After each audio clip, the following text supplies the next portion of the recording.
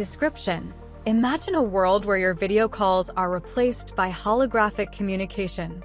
Step into the 2030s and explore how this revolutionary technology reshaped how we connect, work, and interact. Are holograms the ultimate solution, or just another layer of complexity? Chapter 1: The Dawn of Holographic Communication. In the early 2030s, video calls were at their peak, dominating remote communication globally. However, despite their convenience, they lacked the immersive presence people craved. Holographic communication, long dreamed of in science fiction, was about to burst into reality. Sparked by advancements in augmented reality, AR, and light field technology, startups and tech giants raced to perfect the art of projecting lifelike 3D images into living spaces. This shift began with the introduction of portable holoprojectors. The first-generation devices, clunky and expensive, could render static images in midair. But within just 5 years, the technology evolved to project dynamic, full-body, high-resolution holograms. These images didn't just float, they moved, gestured, and even made eye contact, breaking the flatness of video calls forever. The turning point came in 2033 with the launch of the HoloLink X, a sleek, affordable device capable of rendering real-time, lag-free holographic projections. Coupled with quantum communication networks, holographic calls eliminated latency. Suddenly, business meetings, family gatherings, and even casual conversations felt as if the participants were sharing the same physical space. "Can you believe this?" Daniel exclaimed, waving his hand through his wife's hologram. She laughed, her projection shimmering faintly. "It's surreal, isn't it? But it feels like I'm right there with you." This human-like presence changed everything from corporate negotiations to long-distance relationships. But as the technology gained momentum, society began to grapple with its implications. Chapter 2: Redefining Presence and Interaction. By the mid-2030s, holographic communication was the new norm. The concept of presence had been fundamentally redefined. People no longer needed to travel for face-to-face interactions. Want to visit your grandparents across the globe? A holo call made it possible for them to sit beside you, sharing stories as if they were in the same room. The workplace also transformed. Offices shrank or disappeared entirely as holographic telepresence became a viable alternative.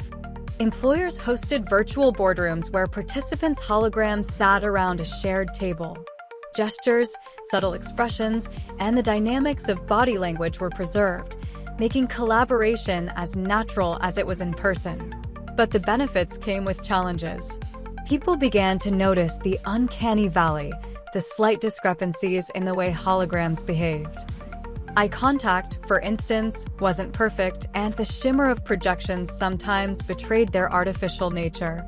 While these quirks improved over time, critics argued that holograms, no matter how realistic, could never replace the tangible warmth of physical presence. Meanwhile, ethical concerns emerged. Could holograms be hacked or manipulated? What if someone appeared in a place they weren't supposed to be, potentially incriminating them? Governments scrambled to create regulations to prevent misuse. At home, families wrestled with the blurred lines between real and virtual presence. Samantha, a teenager from Chicago, found herself arguing with her parents about her father's long holo meetings. "You're here, but you're not really here, Dad. You're just a projection," she cried.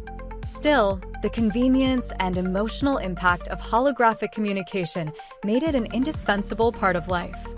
The question lingered: could society adapt to this new paradigm, or would the yearning for tangible connection lead to a resurgence of physical interaction? Chapter 3: The Cultural Shift. By the 2040s, holographic communication had evolved into something more than a technological marvel. It became a cultural phenomenon. Society adapted to its presence in ways that no one had anticipated. Schools replaced traditional classrooms with holographic learning spaces where teachers and students from different continents could sit together in the same room.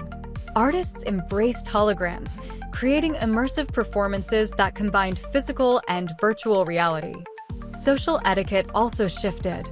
A new term, holo-ghosting, emerged to describe when someone left a holographic call abruptly, akin to hanging up rudely during a phone call in earlier decades. People debated whether showing up as a hologram was equivalent to attending in person. Was it polite to send your holo self to a wedding while you stayed home in your pajamas?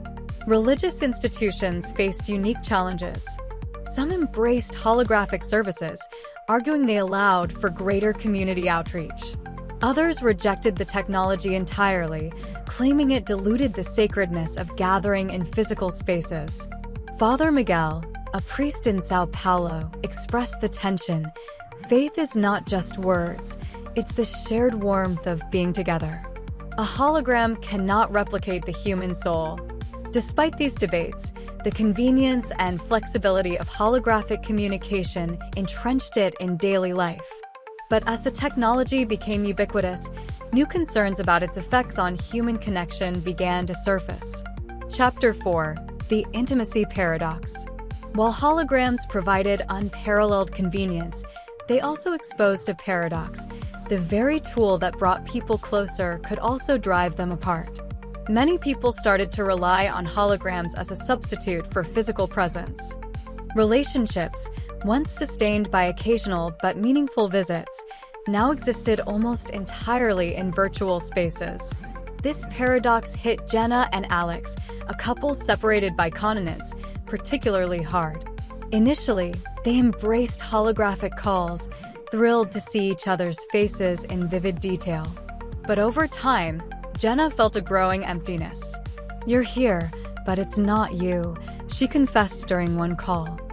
"I can't feel your hand, hear your breath. It's like talking to an echo." Alex defended the technology. "What are we supposed to do? Wait months to see each other? This is better than nothing." But Jenna wasn't convinced. The intimacy of touch, the shared silence of being in the same room, these were irreplaceable. Psychologists began reporting an increase in holo-fatigue, a phenomenon where people felt emotionally drained by prolonged holographic interactions. The hyperrealistic visuals required constant engagement, leaving users exhausted.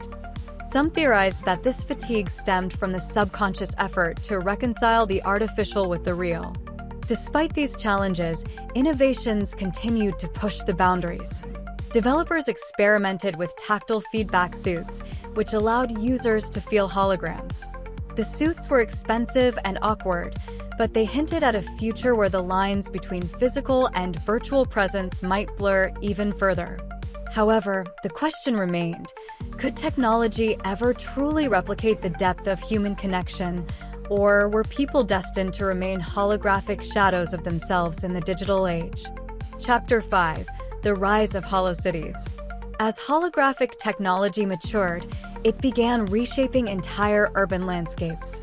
Major cities introduced holo-hubs, public spaces equipped with advanced projectors and sensory feedback systems. These hubs allowed people to interact with distant loved ones, attend international events, or even explore virtual landmarks without leaving their hometowns. In Tokyo's Shibuya district, the world's first Holo Festival drew millions of visitors, both physical and virtual. Holograms of musicians, dancers, and artists performed in sync with live participants. The boundaries between the physical and virtual dissolved in an explosion of color and sound. But Holo-Cities also created new divisions. Wealthier neighborhoods boasted state-of-the-art holo infrastructure, while poorer areas lagged behind. Activists warned that the holo divide mirrored the digital divide of earlier decades, exacerbating inequality. Maya, a social worker in Mumbai, lamented the disparity. In some parts of the city, children are using holo projectors to attend international schools. In others, they don't even have reliable electricity. How can we build a fair future if the gap keeps growing? Meanwhile, urban planners faced a unique challenge. As holographic interactions reduced the need for physical travel, businesses reliant on foot traffic suffered. Cafes, theaters, and even airports saw declining numbers. Governments struggled to strike a balance between embracing the holographic revolution and preserving physical spaces that fostered real-world interactions. Chapter 6: The Shadow of Surveillance. With the proliferation of holographic communication came a new wave of privacy concerns. Unlike video calls, which could be recorded and stored on servers, holographic calls involved complex spatial data that was harder to secure. This data included not just voices and faces, but detailed 3D scans of users and their surroundings. Hackers quickly exploited these vulnerabilities. In 2045, a high-profile scandal rocked the tech world when a celebrity's private holocall was intercepted and manipulated. The hologram was altered to show the celebrity saying incriminating statements they had never uttered. The incident sparked public outrage and raised questions about the security of holographic communications. Governments responded by introducing strict regulations. The Global Holo-Security Act mandated end-to-end encryption and prohibited unauthorized recording of holographic data. But critics argued that these measures weren't enough. Corporate surveillance also became a concern. Companies started analyzing holographic interactions for marketing purposes, using advanced AI to study body language, facial expressions, and even the contents of users' homes. Your holograms aren't just a way to connect, they're a goldmine of data, warned tech journalist Liam Cho in a viral expose. Amid growing distrust, some people turned away from holograms altogether. A movement called Reconnect emerged, advocating for a return to simpler forms of communication like phone calls and in-person meetings. "We've lost the art of just being with each other," declared Sofia Morales, a Reconnect leader, at a rally in Buenos Aires. "Let's not trade our humanity for convenience." As the world grappled with these issues, it became clear that holographic communication was not just a technological shift, it was a profound transformation of human society, with all the triumphs and trials that came with it. Chapter 7: Holo Healing and Virtual Medicine. Amidst the controversies surrounding holographic communication, the technology proved to be a game-changer in the field of medicine. By the late 2040s, hospitals began integrating holographic systems into patient care. Surgeons could consult in real time with specialists from across the globe, their holograms appearing in the operating room to guide delicate procedures. One of the most significant breakthroughs was the advent of holographic therapy. Psychologists used holograms to recreate immersive environments for trauma patients. For veterans suffering from PTSD, these sessions allowed them to confront their memories in controlled settings, surrounded by the reassuring presence of their therapist's hologram. "I didn't think I could face that day again," confessed Liam, a former soldier, after a holotherapy session. "But seeing my therapist right there, guiding me through it felt like I wasn't alone." Elderly care also experienced a renaissance. Holographic companions provided not just conversation but interactive engagement, helping seniors combat loneliness and cognitive decline. In some cases, these companions were holographic recreations of loved ones who had passed away, a development that sparked heated ethical debates. "Are we preserving their memory or creating an illusion?" questioned Dr. Kavita Singh, an ethicist. "At what point do these holograms stop being tools for comfort and start becoming crutches that prevent us from moving forward?" Despite the debates, the transformative impact of holographic technology on healthcare was undeniable. Yet, even as it healed bodies and minds, questions lingered about the emotional cost of living in a world where even intimacy could be digitized. Chapter 8: The Environmental Debate.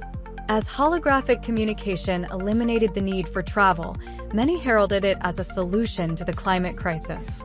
By 2050, air travel had declined by over 40%, and urban traffic congestion was a thing of the past in many cities.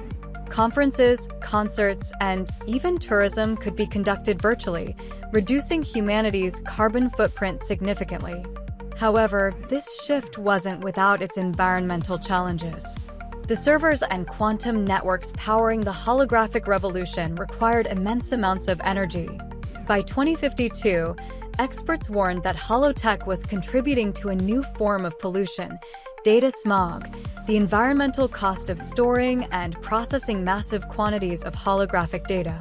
Activists began to push for greener alternatives, advocating for the adoption of renewable energy sources to power holo networks.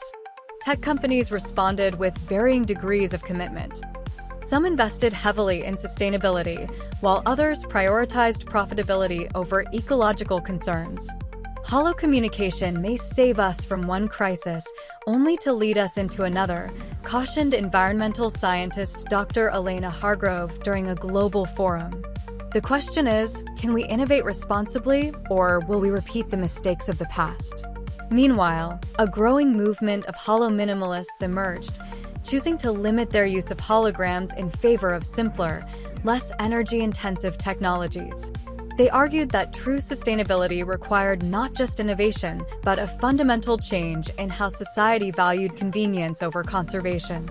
As the debate raged on, the world faced a critical crossroads.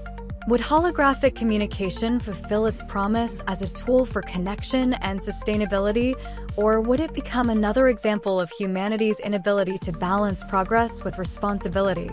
Chapter 9: The Rise of Virtual Societies. By the late 2050s, holographic communication had grown beyond simple one-on-one interactions. Entire virtual societies began to emerge, enabled by holotech's capacity to recreate environments and avatars indistinguishable from reality. These societies, dubbed holo-nations, were not confined by geography, politics, or traditional governance structures. Holo-nations allowed users to live, work, and socialize entirely within a virtual space. Some joined for escapism, drawn to worlds where they could be anything: a medieval knight, a futuristic explorer, or even a sentient cloud of light. Others sought opportunities unavailable in the physical world, building businesses or creating art that thrived in the digital economy. A group known as the Lumina Collective became famous for hosting holographic symphonies performed by virtual orchestras. "Art isn't bound by physicality anymore," said founder Lila Harcourt during a holo interview. "We've unleashed creativity in dimensions never before imagined." But these virtual utopias came with complications.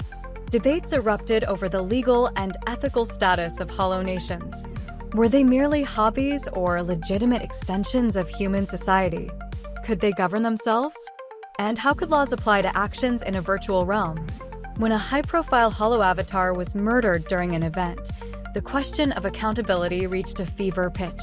Critics argued that holo societies were a dangerous distraction, encouraging people to abandon the challenges of the physical world. "We're running from reality," said sociologist Dr. Hector Morales. "Instead of fixing our problems, we're hiding in a perfect illusion." Still, for millions, holo-nations were not an escape, but an evolution, a new frontier where humanity could redefine what it meant to live and connect. Chapter 10: The Limits of Technology. As the 2060s dawned, the limitations of holographic communication became increasingly evident. While the technology had revolutionized interaction, it also highlighted the enduring importance of physical presence. More and more people began reporting feelings of holo disconnect, a subtle but pervasive sense of emptiness after prolonged virtual interactions. Therapists likened it to phantom limb syndrome, where the mind struggled to reconcile the vivid realism of holograms with the lack of physicality. No matter how advanced the hologram, it can't replicate the subtle cues of being truly present, explained Dr. Amara Tate, a leading psychologist. In response, a growing movement advocated for a return to roots.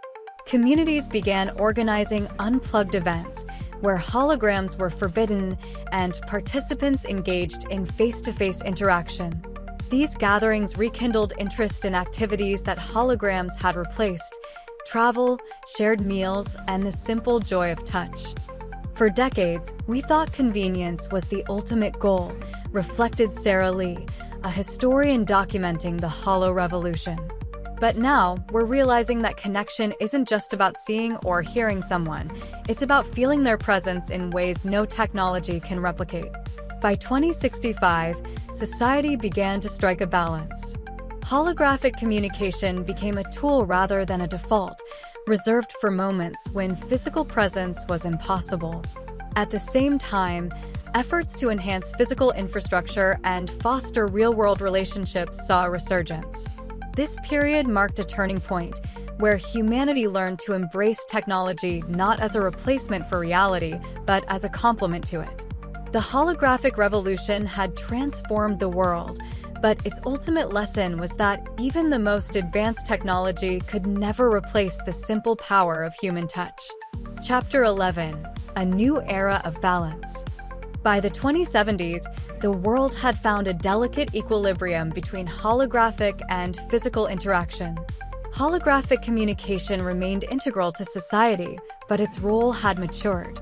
Instead of being a constant presence, it became a bridge, a way to connect when physical interaction wasn't possible, not a replacement for it. Education exemplified this balance. Schools employed holographic technology to connect students with global experts and peers from different cultures. However, outdoor excursions, physical group projects, and traditional classrooms made a strong comeback, emphasizing the importance of tactile and emotional learning. Governments and organizations promoted the idea of hybrid living, blending virtual and real-world experiences. Public spaces like parks and community centers were designed with holo projectors for interactive events while encouraging in-person participation. People rediscovered the joy of shared meals, live performances, and spontaneous conversations, free from the shimmering light of holograms. One poignant example of this shift occurred during a global holo conference on climate change. After hours of virtual debate, a group of activists proposed an in-person summit. They gathered in Iceland, a symbolic neutral ground, where they experienced the awe of nature firsthand. The event spurred a renewed commitment to sustainability that no hologram could have inspired. "The world we're saving isn't just data or pixels," one delegate declared. "It's the air we breathe, the soil we stand on, and the bonds we share face to face." This renewed emphasis on physical presence didn't diminish the value of holographic technology. Instead, it highlighted its proper place as a tool to enhance, not replace, the real. Chapter 12: Looking Toward the Future. By the 2090s, holographic communication had become an integral yet unobtrusive part of daily life. Advances in quantum computing and energy efficiency resolved many of the issues that had plagued the technology in its earlier years. Holo projectors were now seamless, embedded into walls and furniture, making them as commonplace as electricity. The next frontier emerged: multi-sensory holograms. These projections went beyond sight and sound, incorporating smell, taste, and touch through biofeedback interfaces. A chef in Paris could now send the aroma of their dish to a student in New York, while families separated by oceans could hug across vast distances. These innovations rekindled debates about the boundaries between the virtual and the real. Even with these advancements, humanity retained a newfound respect for tangible experiences.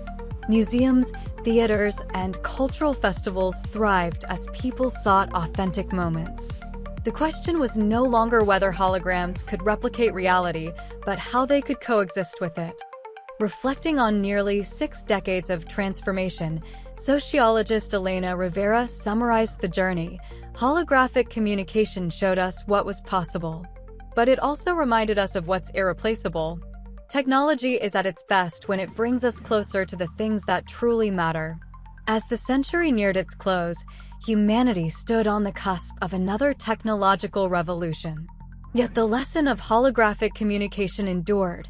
Progress is most meaningful when it enriches, rather than replaces, the essence of being human.